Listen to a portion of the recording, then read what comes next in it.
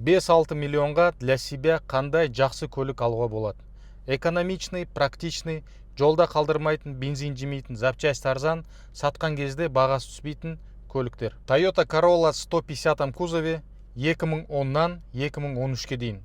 Бұл көлікті мен бірінші орынға қоям. Екінші орында Volkswagen Polo MPI двигательмен 1.6 на автомате. Бұл кузовта рестайлинг 2015-тен 2020-ға дейін іздесеңіздер болады. Ал үшінші орында Hyundai Accent Kia Rio рестайлинг. Үш орынды да рестайлингтер алып кетті. Неге? Өйткені рестайлинг версиясы всегда доработанный жүреді. Ал төртінші орында Chevrolet Cobalt.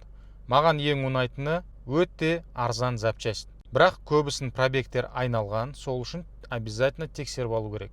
Ал кімге тексерту керек? Мен айтпай қояйын. Бесінші орынды оқырмандарым комментарийге жазсын. Қай көлік, по вашему мнению, осы топқа кіру керек?